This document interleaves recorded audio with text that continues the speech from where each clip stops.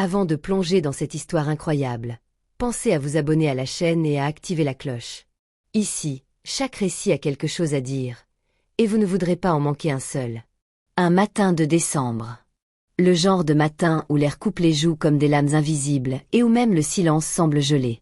Le vent sifflait entre les immeubles de briques rouges et de verre, s'engouffrant dans les moindres interstices, soulevant des tourbillons de feuilles mortes et de papier froissé. Les passants, emmitouflés dans leurs manteaux épais, les épaules relevées, baissaient la tête pour se protéger de la morsure de l'hiver. Les klaxons étouffés et les pas pressés résonnaient sur le béton mouillé, rythmant une ville déjà en mouvement alors que le soleil n'avait pas encore percé l'épaisse couche de nuages gris. Il était à peine 7h30, mais les trottoirs étaient déjà noirs de monde. Des files se formaient devant les coffee shops encore en ouverture, la buée des bouches se mêlant à celle qui s'échappait des gobelets fumants. L'odeur âcre du café, du pain grillé et du gazole flottait dans l'air. Le ciel, quant à lui, portait cette teinte sourde et sale des jours où la neige menace sans tomber, cette lourde attente suspendue au-dessus des toits. Parmi cette foule matinale, Jason Miller, 27 ans, avançait à grandes enjambées, ses chaussures bon marché glissant parfois sur le trottoir verglacé.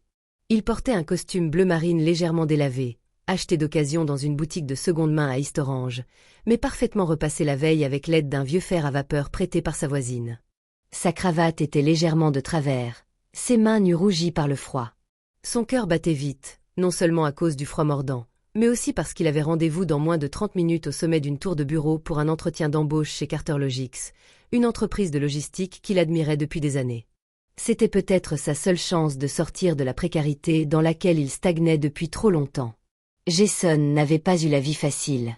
Orphelin à 15 ans, il avait été recueilli par sa grand-mère, une femme solide au cœur tendre, qu'il avait élevée dans un petit appartement modeste au-dessus d'une laverie.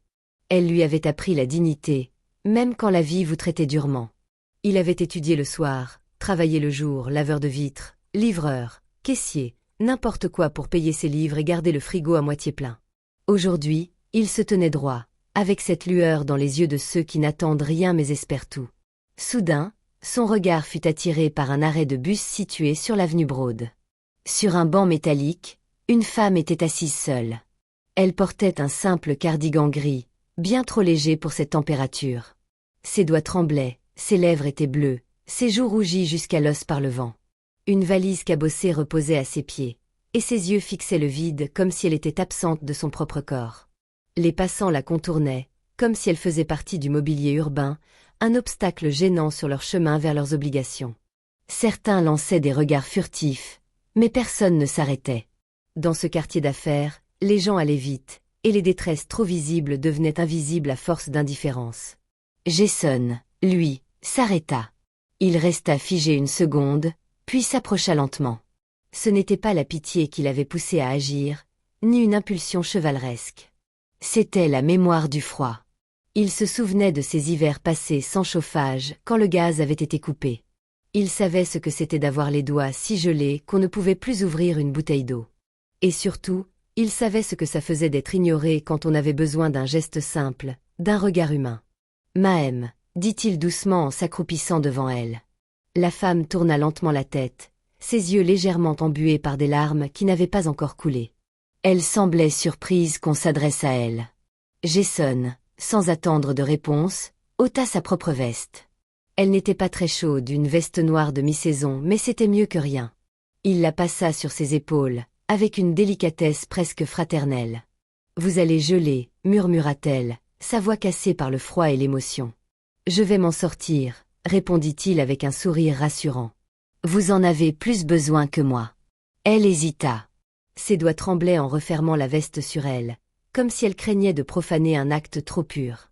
Jason fouilla dans la poche intérieure de son pantalon et en sortit un petit sachet de noix qu'il gardait pour la matinée. Il le lui tendit sans dire un mot. « Prenez soin de vous, d'accord ?» Il n'attendit ni remerciement ni explication.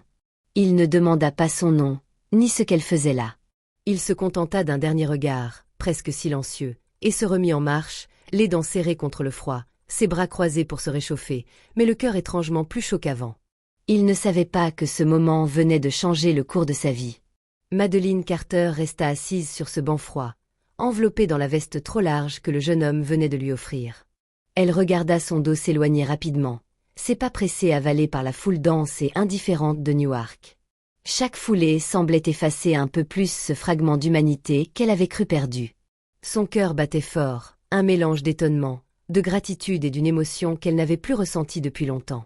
Ce matin-là, Madeleine n'avait pas choisi de sortir ainsi, sans manteau ni gants, vêtue seulement d'un simple cardigan qu'elle avait attrapé à la hâte. Une décision impulsive, presque irréfléchie. La veille au soir, elle avait reçu un coup de téléphone qui avait bouleversé sa vie privée, une nouvelle cruelle, douloureuse, qui avait réveillé en elle une douleur sourde et une solitude qu'elle portait comme une ombre depuis la mort de son mari, il y a 2 ans. Veuve jeune, Madeleine s'était retrouvée seule à la tête de Carter Logics, une entreprise florissante, mais qui pesait lourd sur ses épaules. Elle vivait désormais dans un appartement luxueux au cœur de la ville, avec une vue panoramique sur le port et les immeubles scintillants. Pourtant, ce luxe ne comblait pas le vide qui grandissait parfois en elle. Elle s'était toujours efforcée de porter un masque d'efficacité, de froideur et de contrôle total. Mais ce matin, elle avait fui ses bureaux de verre et d'acier, ses équipes de cadres en costume-cravate, ses décisions implacables et ses chiffres infinis. Elle voulait sentir, juste un instant, la réalité brute et imparfaite de la vie qui battait sous ses pieds dans ces rues populaires et rugueuses. Madeleine était bien consciente du malentendu qui pouvait s'installer à sa vue, mal habillée dans ce quartier froid et austère. Plusieurs passants l'avaient dévisagée avec méfiance, certains même l'avaient ignorée, la prenant pour une sans-abri de plus parmi tant d'autres. Et pourtant, elle était celle qui signait les chèques pour les centaines d'employés qui assuraient chaque jour la fluidité des marchandises sur toute la côte. Elle avait vu ce regard distant, ce jugement silencieux, et s'était demandé combien de fois elle avait elle-même laissé passer quelqu'un dans le besoin sans un geste, sans un regard. Puis il y avait eu Jason. Ce jeune homme qu'elle venait de croiser et qui, sans un mot, avait retiré sa veste pour la lui offrir. Ce geste, simple et discret, avait brisé la carapace qu'elle s'était forgée. Il était la preuve que, malgré la dureté apparente du monde, il existait encore des poches de chaleur humaine, des éclats de bonté authentique. Madeleine sentit ses yeux s'humidifier, mais elle refusa de laisser couler ses larmes. Pas ici. Pas maintenant. Elle serra la veste contre elle, comme pour retenir un souffle d'espoir fragile. Un espoir qu'elle n'avait pas ressenti depuis longtemps. Ce jeune homme venait de lui offrir bien plus qu'un vêtement. Il lui avait donné un signe que la compassion pouvait traverser les barrières sociales, que la dignité humaine n'était pas un privilège réservé à quelques-uns. Ce matin, Madeleine comprit que le vrai pouvoir ne résidait pas dans les bureaux au perché ni dans les décisions froides, mais dans ces moments où l'on tend la main, où l'on choisit de voir l'autre, d'être présent, simplement humain. Elle savait que sa vie allait changer à partir de cet instant, mais elle ne savait pas encore comment. 2 jours plus tard, alors que Jason terminait une longue journée de travail dans un petit café du centre-ville, son téléphone vibra sur la table. Il décrocha sans grande attente. « Bonjour, ici le service ressources humaines de Carter Logics », commença une voix posée. « Nous aimerions vous proposer un second entretien suite à votre candidature en ligne. La directrice générale a personnellement demandé à vous rencontrer. » Jason resta figé un instant, l'ecoeure semballant. Carter Logics. Ce nom lui évoquait depuis longtemps un monde qu'il n'osait pas vraiment espérer rejoindre. Il avait envoyé son CV à cette entreprise quelques semaines plus tôt, mais sans jamais recevoir la moindre réponse. Avait-il mal lu? Était-ce une erreur? Oui, bien sûr, répondit-il, reprenant contenance. Ce serait un honneur. Le lendemain, il se retrouva devant l'imposante tour de verre qui abritait le siège de Carter Logics, au cœur du centre financier de Newark. Son costume, bien que simple et un peu usé, avait été soigneusement repassé. Il prit l'ascenseur qui s'éleva rapidement jusqu'au 45e étage où l'attendait cette opportunité qui pourrait changer sa vie. Il fut conduit dans un bureau spacieux, baigné de lumière naturelle grâce à une baie vitrée offrant une vue spectaculaire sur la ville. Derrière un large bureau en bois sombre, une femme se leva pour l'accueillir. « Bonjour, Jason », dit-elle avec un sourire chaleureux. Il la regarda, un instant perplexe. « Vous ne me reconnaissez peut-être pas. » Jason plissa les yeux, cherchant dans sa mémoire. Puis la lumière se fit. « C'était vous, à l'arrêt de bus », murmura-t-il, une pointe d'émotion dans la voix. Madeleine hocha la tête. « Oui », répondit-elle doucement. « Ce jour-là, j'ai vu quelque chose en vous. Quelque chose qui m'a rappelé ce que signifie être humain. » Elle se leva et fit quelques pas pour s'approcher de la fenêtre. « Je ne vais pas vous mentir, Jason. Ces derniers temps ont été difficiles. J'ai perdu mon mari il y a 2 ans. Depuis, je doute parfois du sens de tout cela, de la compassion dans ce monde qui va si vite, qui semble souvent oublier les plus fragiles. Jason écoutait, captivé par la sincérité dans sa voix.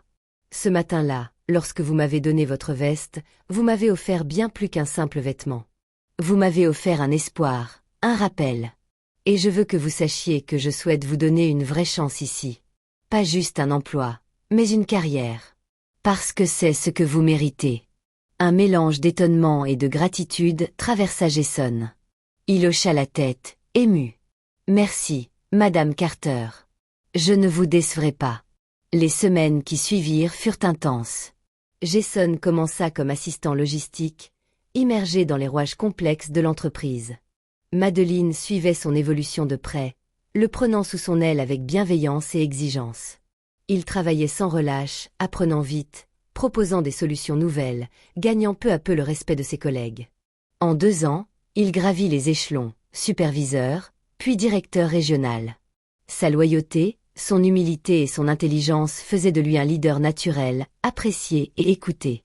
À chaque réunion importante, il portait désormais une veste noire sobre, un cadeau de Madeleine, en souvenir de ce jour où un simple geste de bonté avait changé le cours de sa vie. Cette veste n'était pas seulement un vêtement. C'était un symbole, un rappel constant que la compassion peut ouvrir des portes là où les diplômes seuls ne suffisent pas.